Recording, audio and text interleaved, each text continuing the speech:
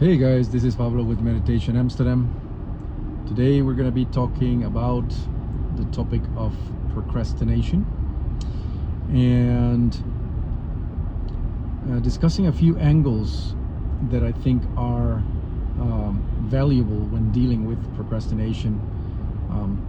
It's pretty much based on my personal experience and this notion that procrastination has been progressively and very naturally disappearing from my life as I deepen into the process of self-inquiry and meditation.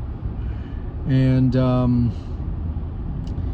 in essence, in case you're in a hurry, the idea here is that procrastination is not really a specific problem, but rather I see it more as a flavor of avoidance, and therefore ought to be tackled as such. And it rests on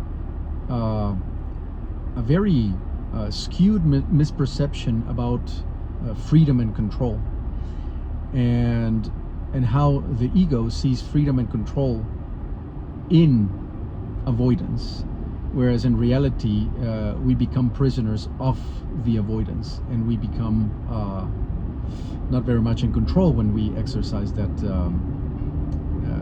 leeway that we have on not doing things or not facing things that need to be faced. So that's the essence of it. And if we dive a little bit further into it, you would see that from an experiential perspective, procrastination comes with a few rewards that make it very appealing type of habit. In my personal experience, it feels as if by procrastinating I can grab hold or protect my ability to decide to do otherwise in the face of obligations, if you will. And well, what's the payoff there? Well, the payoff is to somehow exercise my supposed individual free will and my freedom to and my control, to show that even though there are obligations to be met, I can choose to do otherwise. That's as best as I can describe it from personal experience. Again, right? I'm not claiming to be making any scholarly psychological statements here. That's just what it feels like. It feels like a power grab, actually. It's a sort of passive, rebellious attempt at showing that even though life has presented us with a challenge, or there's a task at hand, there's a responsibility that ought to be met, I'm going to show to myself that I have degrees of freedom by not meeting that responsibility. And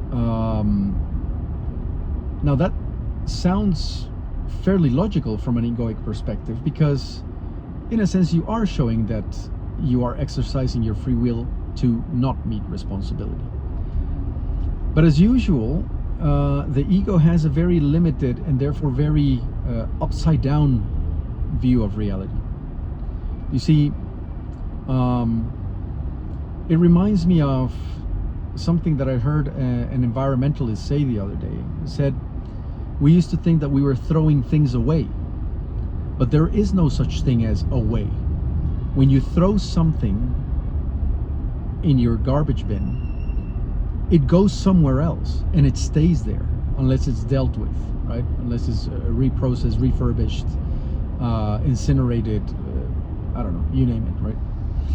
And so the same is with these obligations that we are escaping. There is such thing as escaping a specific obligation, a specific instance. So for example, if I'm a kid and I need to do my homework, well, I can ignore that I can ignore it once. I can show up the next day making up excuses and so on. But what I cannot avoid is the category homework. I can avoid one instance of it or several, but the category I'm completely beholden by still. There is no such thing as avoiding the category. And of course the debt starts to mount, right? So the bill always comes due. Also, there is of course freedom in avoiding a couple of things here or there, but now you have become bound by the need to avoid. So even though you have claimed your freedom in the sense of somehow showing yourself that by not doing your homework you have individual free will, the hidden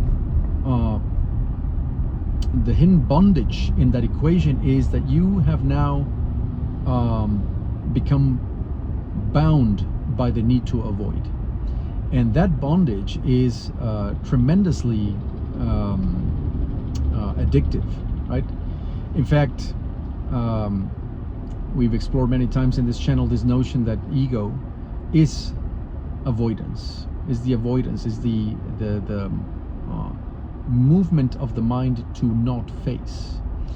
And avoidance, of course, can take different shapes. You can distract yourself, you can engage in habits that are meant to soothe your anxieties, right? You can actually become incredibly productive, right? A workaholic is almost the opposite of a procrastinator, and yet they are also an avoidant. So procrastination can be a kind of yin flavor of avoidance, whilst workaholism would be a yang flavor of avoidance. But both would still be avoiding, because what we are avoiding is to feel things that need to be felt, right? Now, I mentioned at the start of the video that I wanted to share my thoughts on avoidance because it had been progressively and very naturally disappearing from my life, and this is very much the case, much to my surprise, I have to say, because I've been, fairly avoidant, and I've procrastinated quite a lot throughout my life.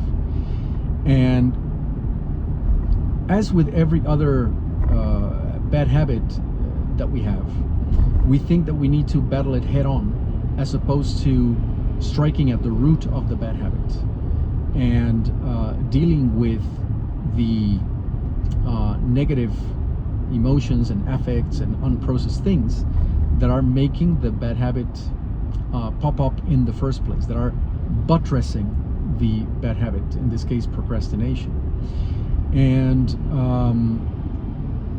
so what's interesting is when you begin to do the work of self-inquiry and meditation, you will systematically be confronting yourself with negative emotions that you've neglected for a long time, potentially coupled with traumatic memories or difficult memories that need to be processed.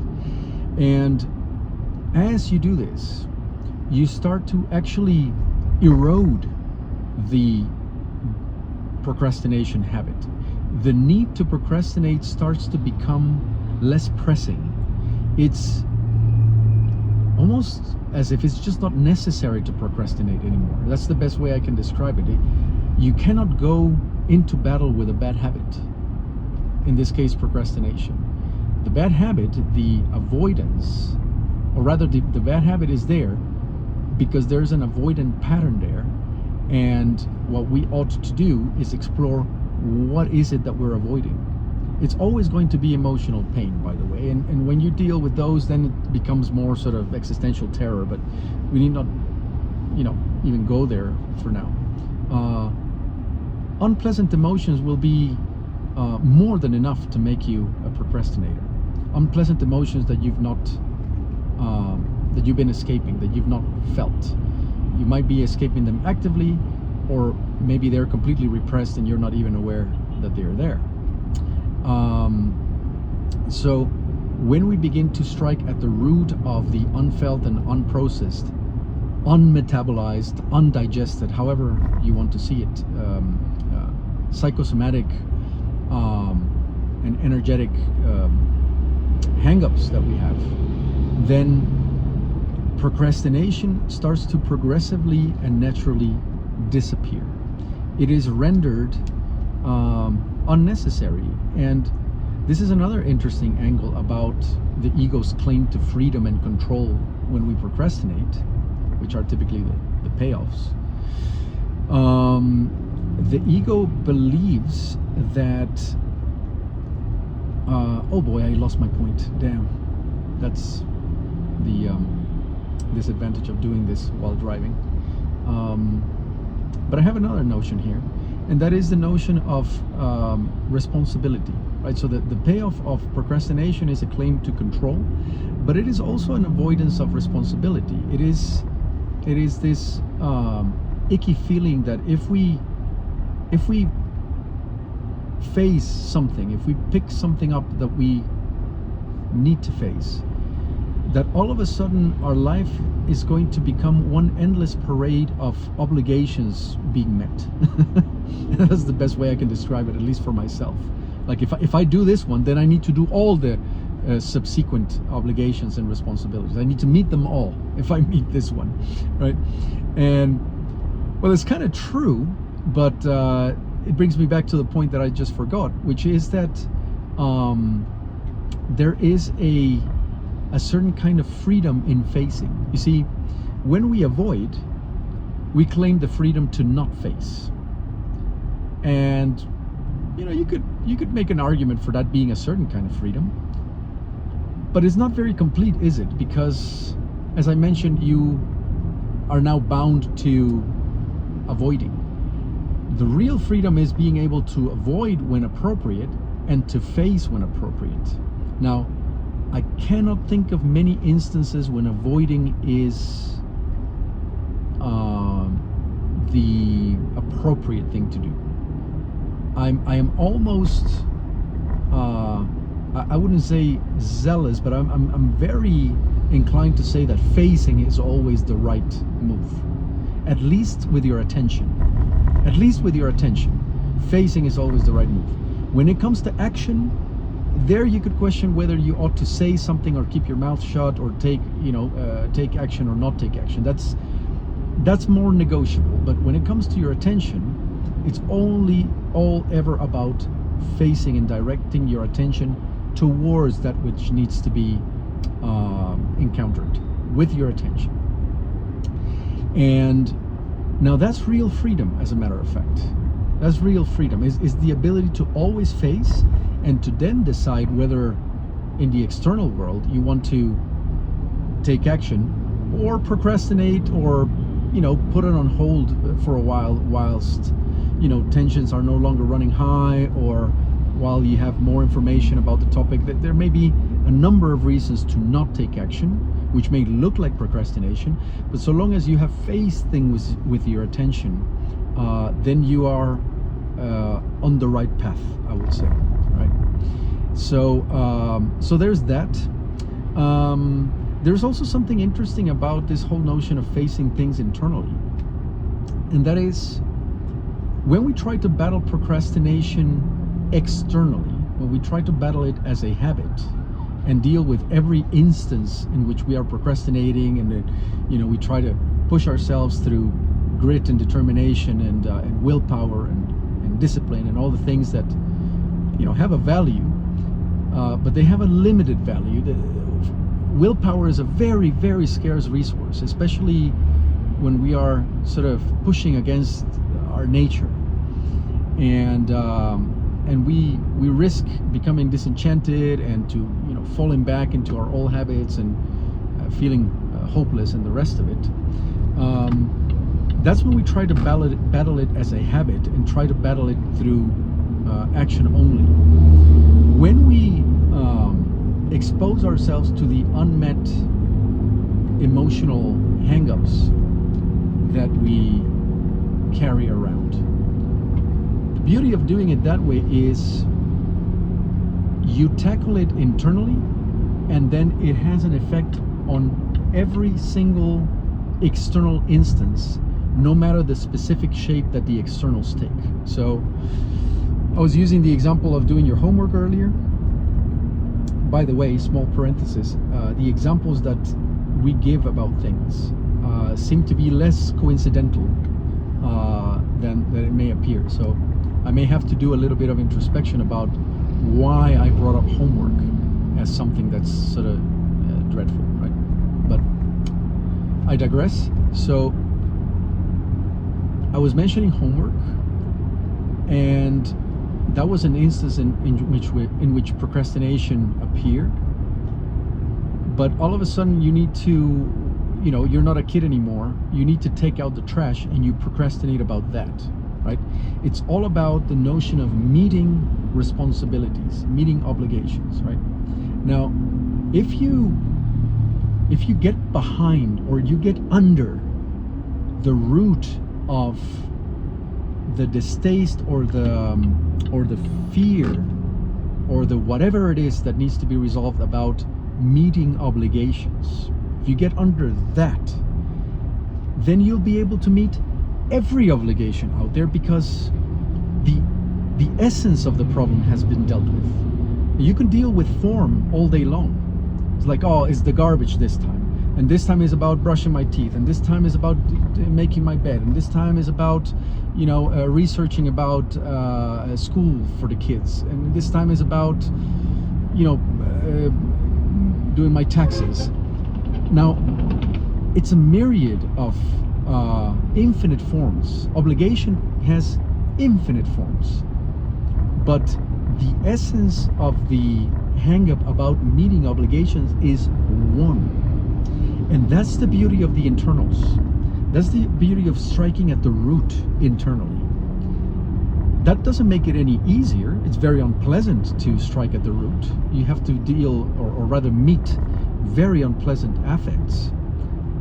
But you only have to meet the platonic or archetypal essence of meeting responsibility.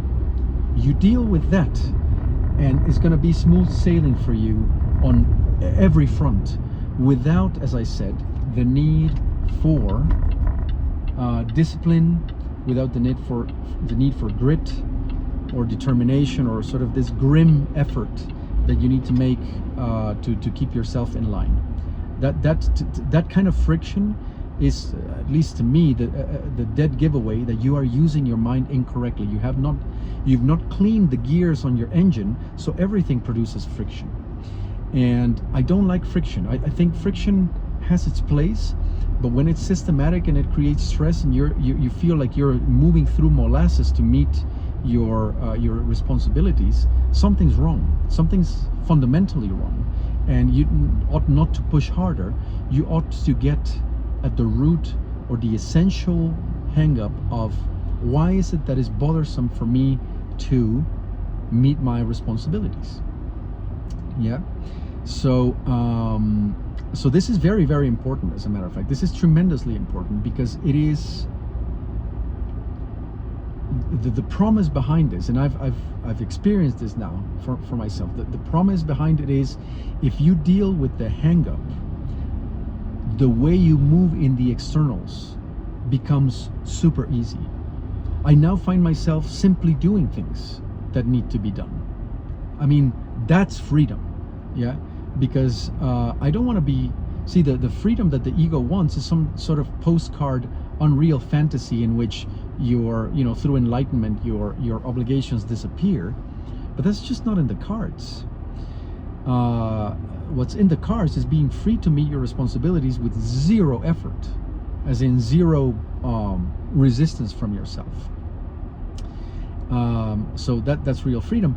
And by the way, this whole notion that once you start meeting one responsibility, you have to suddenly, your life becomes one endless responsibility box ticking exercise.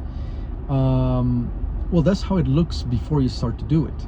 When you start to do it, you feel tremendously functional and effective and free and wholesome. And not only that, but if you start to go really deep into what it is that needs to be met, you actually start to become non-dual with it. So non-duality is not dancing away from responsibilities in the three-dimensional Cartesian world in which we live. You can be fully non-dual, fully self-realized and at peace while doing what needs to be done. So doing the needful is definitely good advice when it comes to those things as well. It's just that doing the needful is a very tall order when our internal milieu or our internal environment is not free of the kind of hangups that keep us in avoidance and therefore can take the form of procrastination. So that is today's talk. The essence of it is the misunderstandings behind the procrastination, how to strike at the root of it, and as usual an invitation to do the work of meditation, self-inquiry, and shadow work so that you may be free of those hang-ups and become just completely free to meet whatever responsibilities life is throwing at you without the need for grim determination, willpower, and frictionsome discipline, let's say. So very curious to hear what you guys make of this one, and as usual, if you think that other people can benefit from these talks, then your support of this channel through liking, sharing, and subscribing is always welcome, and I'll be back with more as usual. Cheerio and bye bye.